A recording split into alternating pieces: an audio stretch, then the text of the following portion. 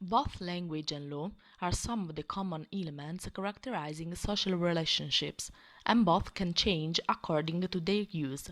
The law and the socio-cultural system of a country mix and complete each other, and the language is the expression of this process. The following analysis starts from these basic concepts to extend the discussion onto legal translation as one of the most widespread technical and sectorial translations in the contemporary world. Like any technical language, it is part of a socio-cultural dimension, has a specific audience and its own rules. The legal language is particular not only for its nature, but also for the existence in the world of different systems, that is to say, sets of norms that regulate the life of each social community. Maintaining the meaning of the source text and making it usable for an effective communicative process toward the target culture is not easy, especially in a field in which the content, its interpretation, and application in practice are crucial. Sociolinguistics pay particular attention in the communication process, the variety of the language, the context in which it is used, and the particular situation of the speaker. Depending on the context, one can distinguish between registers and styles. Legal language is technical and it is not universal. It is tied to national legal systems and is very different from the language used in pure science, mathematics, or physics. Law and language are system-bound and reflect the history, evolution, and culture of a specific legal system. The legal doctrine are different in the common law and civil law. While the former focuses on legal patterns, similar cases, the latter focuses on legal principles. Equity is in common law system an area of law in which equitas prevails over the rigidity of the technical formal schemes of common law. Ownership may look similar to property, but the concepts behind the two words are deeply different. Even within the civil law, there are linguistic peculiarities. Think of Rechtsgeschäft, which gave birth to the Italian neologism negozio giuridico, or Bundesgerichtshof, the highest court in the system of ordinary justice in Germany. The following examples show how to use the DeepL Translator, Google Translate, and MateCat with the aim to translate specific legal terminology. The example is based on the translation of the Italian prescrizione, something that common law does not know. It is a matter of a golden rule of speed. In common law, the trial must be fair, so much so that the judge can block it if the facts are very old, and the delay in setting in motion the judicial machine is unjustified.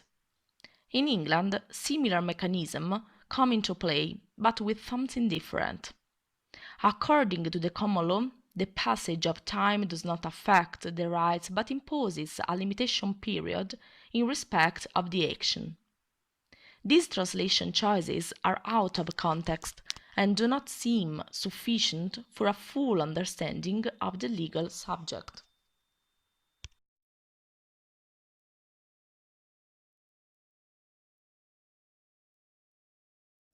In Germany, as in Italy, there is a legal system that recognizes this rule of speed in trials. In civil law, this rule is written in codes and in particular in the criminal code. We can try to insert in automatic translators the entire text of an article to see what result is proposed. These three translators are thought offering good translations, have inconsistencies and translations out of context that could be misleading to the translator. What's the difference between machine translations and CAT tools? SDL Trad Studio is a translation software that prepares translation projects, organizes their terminology, and preserves the original layout of the text.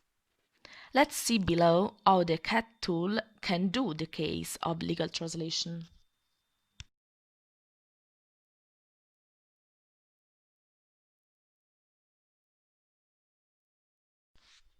A translator has a greater autonomy of organization and can create translation memories. Trados can build a linguistic knowledge basis of translation and identify reusable contents. The first step is to insert the file of the document to be translated in the software. Then a new translation memory can be created, complete with name, description, and language combination. When you open a document, Studio prepares it for translation by breaking the document text into segments. Segmentation of the text on the left is a division that Studio automatically makes, while on the right each segment of the source language will correspond to a translation in the target language. In order to translate the second part of the 78 article of the German Criminal Code, the right translation memory is selected. The considerable advantage is that the past translation experience is stored in the translation memory, so that it can be used in subsequent translations. As the new text is inserted, the translation result will appear. When the translation is well done, it is confirmed. Once confirmed, it is then stored in the translation memory, and if a similar segment appears in the current or future document, the memory can remember it and suggest a result. If the same content has been previously translated, there will be a total match. Otherwise, if a similar segment is stored in the translation memory, there will be a fuzzy match, and some corrections are required. Each translation memory generated will be part of the terminological heritage of the translator. Finally, the translation memories will be a useful help for the translator, as a new article or text has to be translated. Here, the example shows us how a convenience in speed, precision, coherence, and uniformity are served and maintained between the source text and the target technology text. Are able to provide certain benefits to the translation of a legal text in multilingual environments, such as cost effectiveness, efficiency, and improved quality. The language used by public administrations has many characteristics that make it difficult for communicating effectively with citizens. Old-fashioned words, technical terms, useless neologisms, acronyms, long and verbal sentences, a difficult period. Legal texts may have various communicative purposes. They can be for normative purposes or for informative ones.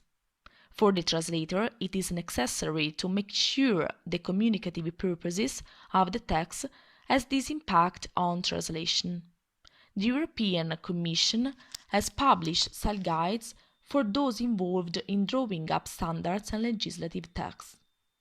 The guide in question is intended to help the editor of the text in writing in his own language or that of others. Legal translation is above all a communicative act, and the professional contribution of the translator is reflected in many areas such as post-editing, cultural mediation, and communication between different systems. Technological progress supports the work and brings about improvements, speeds up translation, and standardizes the results. However, the contribution of the human translator can't be replaced.